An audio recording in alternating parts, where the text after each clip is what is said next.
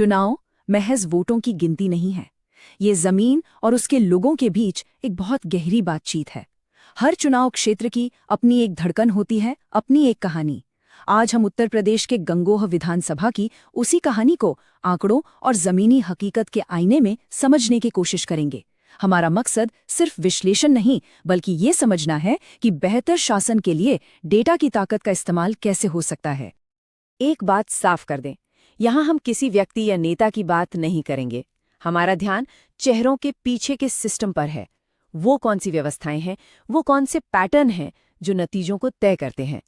क्योंकि जब हम सिस्टम को समझते हैं, तभी हम उसे आम लोगों के लिए बेहतर बना सकते हैं।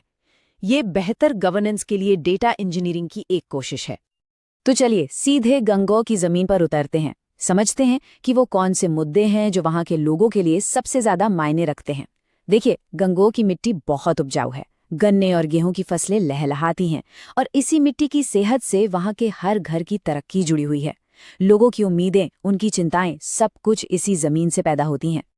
जब आप लोगों से बात करते हैं तो 4 बड़ी चिंताएं सामने आती हैं। सबसे पहली और सबसे गहरी, नौकरियां और बेरोजगारी। नौजवान पढ़ लिख गए हैं, लेकिन उनके लिए मौके बहुत कम है। दूसरा मुद्दा सीधा खेती किसानी से जुड़ा है, एग्रीकल्चर और पानी। पानी का लेवल क्या है, बिजली मिल रही है या नहीं, फसल का सही दाम मिल रहा है या नहीं।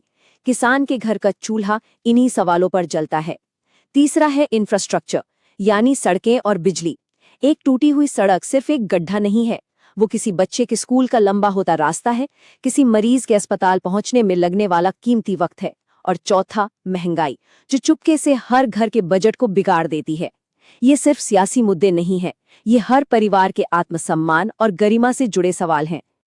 तो इन चिंताओं पर, इन सवालों पर 2022 में गंगोह की जनता ने क्या फैसला सुनाया? अब हम कहानी के पीछे के नंबरों को देखेंगे, क्योंकि हर एक नंबर एक आवाज है, एक उम्मीद है, एक फैसला है। चलिए इस जनादेश को जरा गहराई से समझते हैं। साल 2022 में गंगोह में लगभग 3,86,000 वोटर थे। ये एक बहुत बड़ी संख्या है, जो गंगोह को इस इलाके के सबसे बड़े चुनाव क्षेत्रों में से एक बनाती है। ये सिर्फ एक आंकड़ा नहीं, ये 4.25 लाख उम्मीदें हैं जो एक बेहतर कल की तलाश में हैं। और इन आवाजों में से 70% से भी ज्यादा लोगों ने घर से निकलकर अपना वोट डाला। 70.07%। ये बहुत अहम नंबर है। ये बताता है कि गंगोह के लोग अपने लोकतांत्रिक हक को लेकर कितने जागरूक हैं। वो मानते हैं कि उनके एक वोट में बदलाव लाने की ताकत है। नतीजों पर नजर डालें तो भारतीय जनता पार्टी के उम्मीदवार कीरत सिंह को 43.08% वोट मिले और वो चुनाव जीते। उनके सबसे करीबी मुकाबले में थे समाजवादी पार्टी के इंदर सेन, जिन्हें 34.42% वोट मिले। तस्वीर साफ है कि लड़ाई मुख्य रूप से इन्हीं दो पार्टियों के बीच थी। जीत और हार के बीच का जो फासला था वो था 23,449 वोटों का। अगर प्रतिशत में देखें तो ये करीब 8.66% का अंतर है। ये एक मजबूत अंतर है, पर इतना भी बड़ा नहीं कि एक संदिग्ध अनुशासित चुनौती से इसे पाटा न जा सके। ये एक मौका भी है और एक चुनौती भी। अब इस चुनावी गणित को समझने के लिए गंगोह के सामाजिक ताने बाने को देखना बहुत जरूरी है। यहाँ करीब 35% मुस्लिम आबादी है और लगभग 20 से 22% जाटव दलित समुदाय से हैं। इनके अलावा हिंदू, गुर्जर और सैनी जैसी पिछड़ी जातियों की भी अच्छी खासी संख्या है। स्थानीय राजनीति इन्हीं सामाजिक समीकरणों को साधने और भरोसे के गठबंधन बनाने का नाम है। तो हमने देखा कि 2022 में क्या हुआ। अब आते हैं असली सवाल पर। ऐसा क्यों हुआ? वो कौन सी सिस्टम की ताकतें और कमजोरियां थीं जिनसे ये 8.66% का अंतर पैदा हुआ? चलिए अब इस नतीजे का एक फोरेंसिक एनालिसिस करते हैं। एक तरफ थी सत्ताधारी भाजपा, जिनकी सबसे बड़ी ताकत थी उनका जबरदस्त जमीनी नेटवर्क और एक मजबूत राष्ट्रीय नैरेटिव। उनका संगठन बूथ्स तक सक्रिय था। वहीं दूसरी तरफ समाजवादी पार्टी के चैलेंजर की ताकत थे उनके गहरे स्थानीय और पारिवारिक संबंध और उनकी साफ सुथरी छवि। ये एक क्लासिक लड़ाई थी, राष्ट्रीय संगठन बनाम स्थानीय जुड़ाव की। और यहीं पर हमारे संविधान का मूल्य याद आता है, जो हर व्यक्ति को गरिमा के साथ जीने का हक देता है। जानकारी के आधार पर अपनी बात रखना और अपनी पसंद जाहिर करना उसी गरिमा का हिस्सा है। लेकिन नतीजे की सबसे बड़ी वजह थी विपक्ष के वोटों का बिखराव। बहुजन समाज पार्टी को भी करीब 20% वोट मिले। इसका सीधा मतलब क्या है? इसका मतलब है कि सरकार के खिलाफ जो वोट था वो एक जगह इकट्ठा नहीं हो पाया।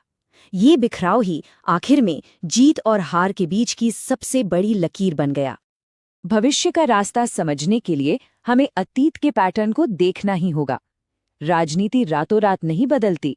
तो चलिए पिछले 10 सालों के चुनावी रुझानों पर एक नजर डालते हैं ताकि हम समझ सकें कि गंगोह की राजनीति का ऊंट किस करवट बैठ रहा है।